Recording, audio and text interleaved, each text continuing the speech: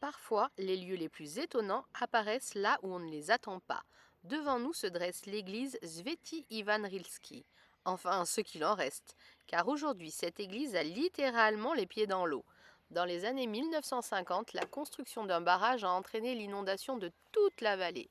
Le village a disparu, mais l'église, elle est restée debout, comme un témoin silencieux du passé, un décor à la fois magnifique et mélancolique. Et ce n'est que le début de notre exploration de cette Bulgarie oubliée, car notre prochaine étape nous emmène sous terre, très loin sous terre.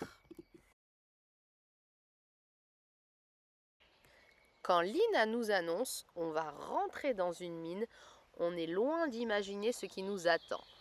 Parce qu'ici, à Pernik, nous ne visitons pas une attraction touristique moderne.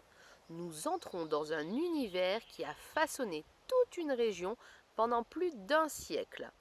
Et dès les premiers mètres, l'ambiance change. La lumière devient plus faible, les galeries se resserrent, la température baisse et sans même s'en rendre compte, on parle moins fort. Comme si le lieu imposait naturellement le respect. La région de Pernik a longtemps été l'un des principaux bassins charbonniers de Bulgarie. Pendant des générations, des milliers de mineurs sont descendus chaque jour sous terre pour extraire le charbon qui alimentait les usines, les trains et les villes du pays. Ce qui nous plaît particulièrement ici, c'est que l'on ne découvre pas une simple succession de vitrines. On entre dans un véritable décor immersif. On traverse les galeries, on observe les outils, on découvre les machines et surtout, on commence à comprendre le quotidien des mineurs. Un quotidien que l'on imagine difficile, mais qui, une fois sur place, paraît encore plus impressionnant. Certaines galeries sont basses, parfois étroites.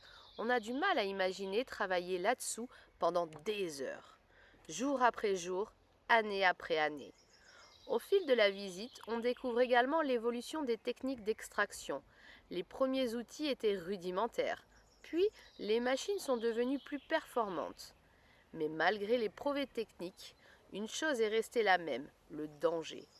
Car travailler dans une mine n'a jamais été un métier anodin.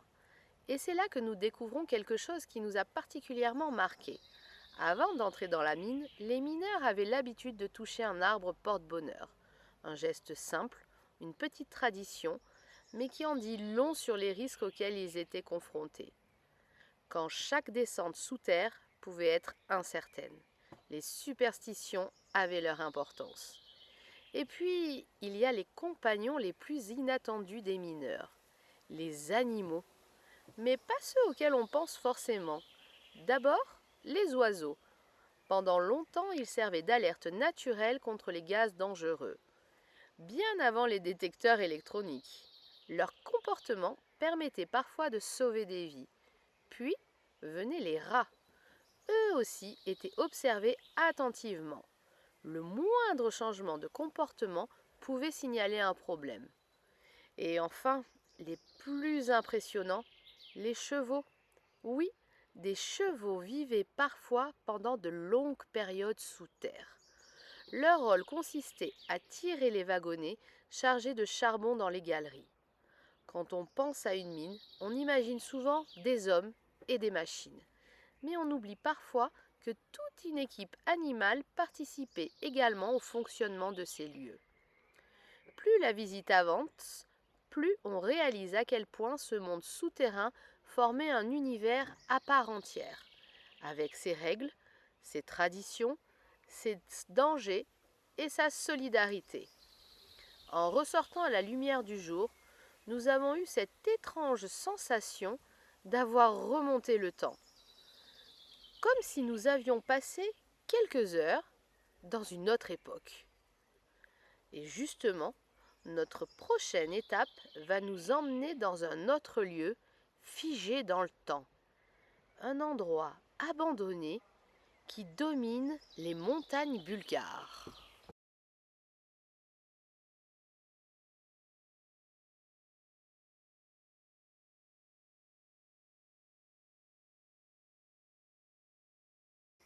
Mais qu'est-ce qu'on est venu faire ici? Parce qu'avant même d'apercevoir le tremplin, l'aventure avait déjà commencé. sous la pluie, au milieu d'une station de ski, avec notre fourgon engagé sur des pistes habituellement réservées aux skieurs en hiver. Pour la première fois, nous roulions au milieu des canons à neige. Le brouillard monte progressivement. Un télésiège chargé de vététistes passe au-dessus de nos têtes et l'ambiance devient presque irréelle. Quand nous arrivons enfin, le tremplin reste un peu invisible. Impossible de l'apercevoir. Mais après tout ce chemin, hors de question de repartir.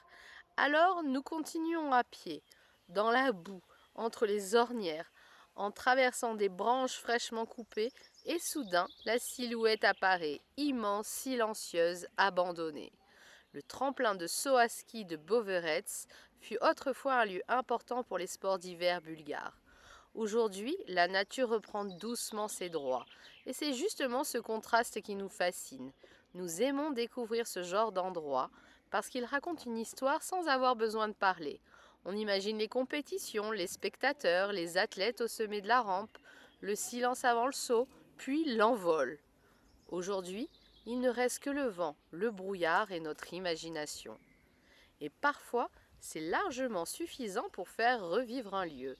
Car la Bulgarie oubliée n'est pas seulement faite de monuments célèbres, elle est aussi composée de ces endroits discrets, abandonnés ou méconnus, qui continuent pourtant à raconter leur histoire à ceux qui prennent le temps de les écouter.